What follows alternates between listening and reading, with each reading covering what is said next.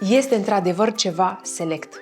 Vă salut cu mare drag și mă bucur să ne revedem. Eu sunt Abi și ca de fiecare dată vă invit la mine în bucătărie într-o nouă poveste culinară. Astăzi vom pregăti un tort din ciocolată. Mamă, ce bunătate va fi! Acum ceva vreme am dat de ciocolata celor de la depozitul de ciocolată și tare mi-a plăcut. Am făcut deja o rețetă de ciocolată albă de casă care am văzut că v-a plăcut foarte mult. Dacă nu ați văzut-o încă, am să vă las un link în descriere. Prietenii noștri de la depozitul de ciocolată ne-au pus la dispoziție ingredientele necesare pentru acest tort fantastic de ciocolată. Au produse de calitate la un preț accesibil. Ciocolata e disponibilă pe site și în cantități mici pentru cei care fac doar pentru familie, la 400 de grame sau la 1 kg, dar și la 2 kg și jumătate sau 10 kg pentru cei care prăjituresc mai mult. Haideți să pornim la treabă să pregătim tortul de ciocolată. Nu uitați de like, ne ajută mult și dacă nu v-a plăcut, oricând îl puteți lua înapoi.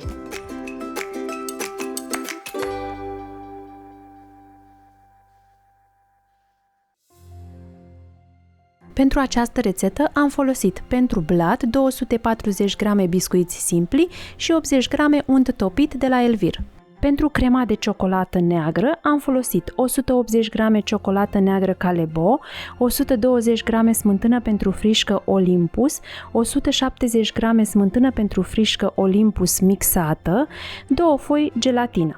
Pentru crema a doua de ciocolată cu lapte am folosit 180 g ciocolată cu lapte Calebo, 120 g smântână pentru frișcă Olympus, 170 g smântână pentru frișcă Olympus mixată și 2 foi gelatină. Pentru crema de ciocolată albă am folosit 180 g ciocolată albă Calebo, 120 g smântână pentru frișcă Olympus, 170 g smântână pentru frișcă Olympus mixată și 2 foi gelatină. Iar pentru glazură folosim la alegere 120 g ciocolată cu lapte Calebo sau 120 g ciocolată neagră Calebo și 120 g smântână pentru frișcă Olympus. Îmi place să pregătesc lucruri faine când am ingrediente pe care mă pot baza, iar când arăt o rețetă trebuie să am încredere în ingrediente. Când voi încercați rețeta trebuie să ajungeți la același rezultat, iar mesajele voastre după ce încercați rețetele sunt o încurajare pentru mine. Mai întâi pregătim baza tortului, pe care o facem din biscuiți și untul acesta foarte fain, care este un unt nesărat cu 82% grăsime. Tot de la cei de la depozitul de ciocolată am primit aceste baze de tort, pe care le vom folosi. Punem un inel pentru prăjituri cu diametrul de 23 de centimetri, iar pe marginea acestuia folie de acetat, care se folosește special pentru prăjituri. Ce îmi place la untul acesta este că vine gradat, are aici o scală gradată, iar dacă nu avem cântar, ne putem baza pe aceasta că este foarte precisă. Trebuie să măsurăm 80 de grame. Fix 80 de grame. Punem untul într-un bol.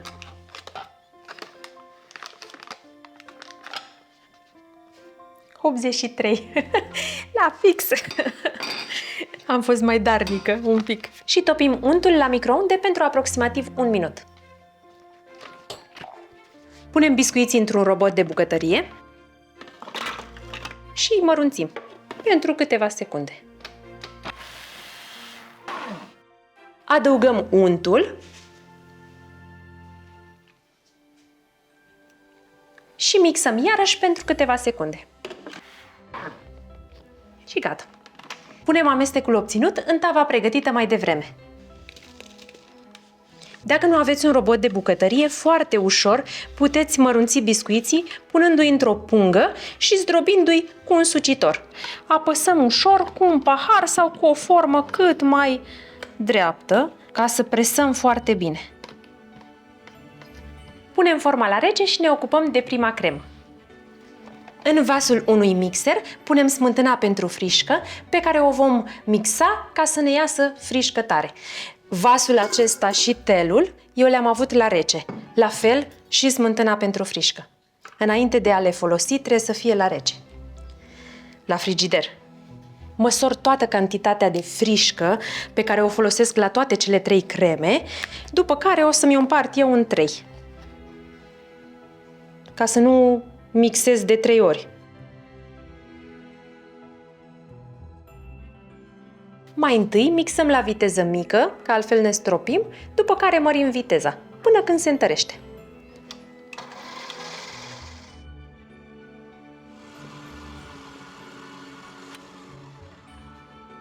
După câteva minute de mixat, obținem frișca la această consistență. Este foarte bine. Nu trebuie să fie foarte, foarte, foarte tare. E perfect așa cum este. Împărțim frișca în mod egal în 3 boluri pe care le păstrăm la frigider până în momentul folosirii.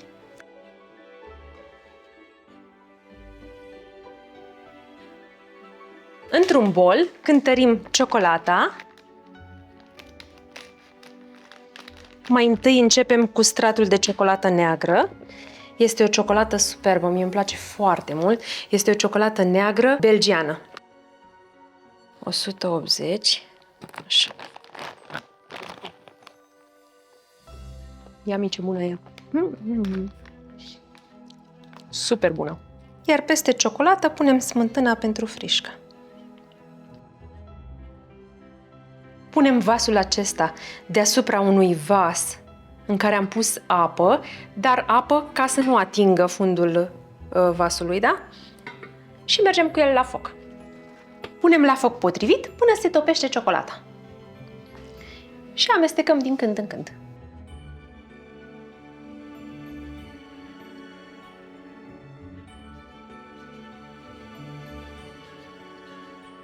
Între timp, hidratăm gelatina pentru 5 minute în apă rece. Haideți să vedeți ce frumos s-a topit ciocolata. Iar în ciocolata aceasta caldă vom pune gelatina stoarsă. Toarcem gelatina foarte bine și o punem în amestecul de ciocolată cald, ca ea să se dizolve. Gata, s-a dizolvat. Și lăsăm ciocolata aceasta la răcit la temperatura camerei. În momentul în care ciocolata este la temperatura camerei, putem pune frișca mixată mai devreme. Și amestecăm cu grijă până la omogenizarea completă.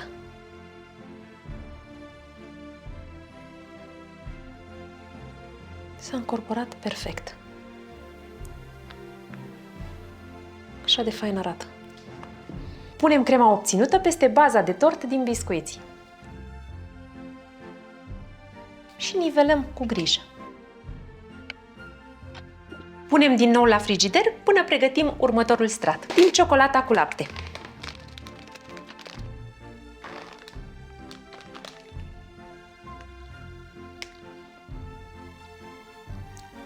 Ia ce bună! Așa reglezi la căciun, nu? Așa se reglează cântarul. Nu. Așa. Și mergem iarăși la foc și procedăm la fel ca prima dată. Cât timp ciocolata se topește, hidratăm gelatina.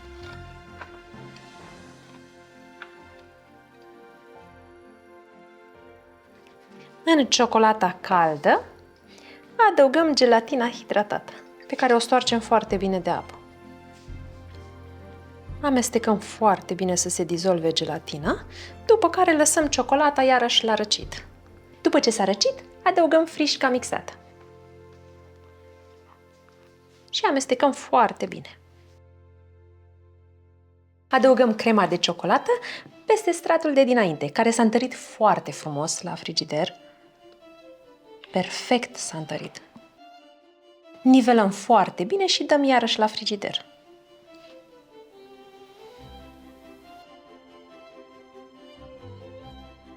Al treilea strat va fi stratul de ciocolată albă.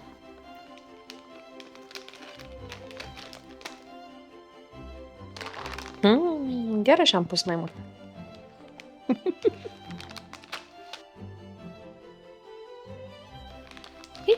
Și mergem din nou la foc. Între timp, hidratăm gelatina.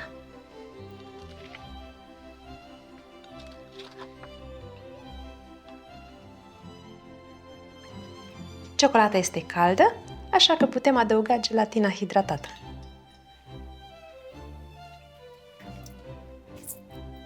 Amestecăm foarte bine ca să se dizolve și lăsăm la răcit la temperatura camerei. Se întărește splendid. Și știi de ce? că este ciocolată foarte faină. Peste ciocolata la temperatura camerei adăugăm smântâna pentru frișcă mixată. Și amestecăm foarte bine.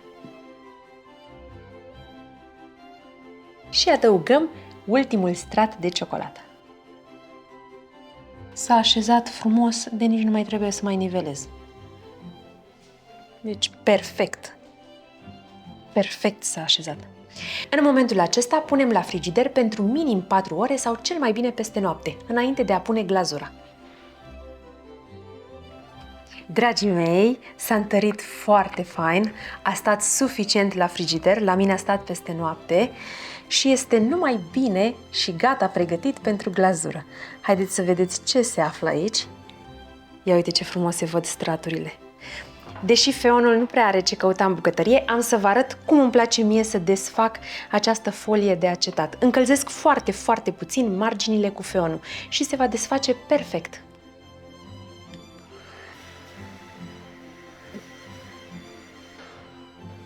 Ia să vedem.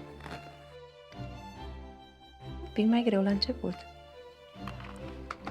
Este superb.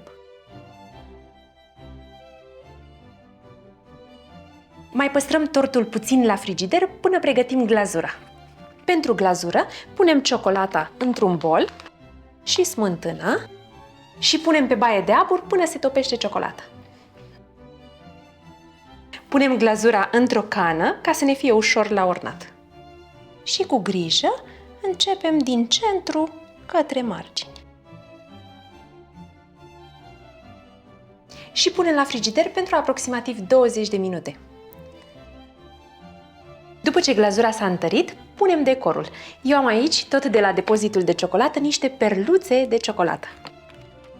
Uite ce frumos arată!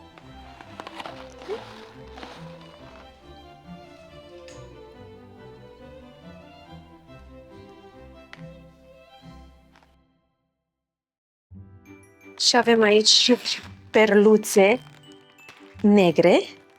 O, ce fain sunt! Haideți să vedeți ce frumoase sunt și acestea.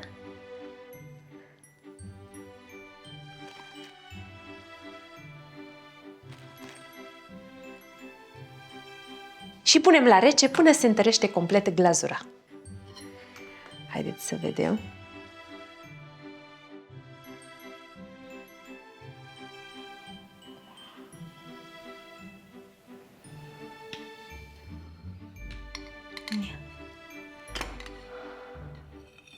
Dragii mei, arată super, așa că este timpul să gustăm. Haideți să vă spun ce minunăție se află aici.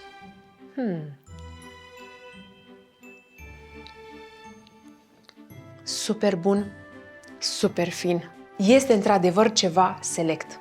Deși este din ciocolată, nu este foarte dulce, este un dulce suav, de aceea merită să-l încercați. Produsele celor de la depozitul de ciocolată le găsiți la cel mai bun preț pe site-ul lor. Am să vă las link în descriere. Nu este așa că arată super fantastic acest tort de ciocolată? Eu zic că merită să-l încercați și dacă v-a plăcut, nu uitați să ne scrieți în secțiunea de comentarii. Dacă v-a plăcut rețeta noastră de astăzi și ne-ați urmărit până la sfârșit, sper că nu v-ați luat like-ul înapoi, iar noi vă mulțumim. Verificați să aveți clopoțelul pentru notificare activat, apoi distribuiți acest video prietenilor voștri. De asemenea, vă mulțumim foarte mult pentru comentariile voastre și pentru susținere. Până data viitoare, nu uitați, tortul de ciocolată făcut cu ingrediente de calitate are alt gust atunci când îl pregătești cu plăcere. Ne vedem la următoarea rețetă. La revedere! Oh my God! Oh, hai încă o dată! Asta trebuie pusă la final.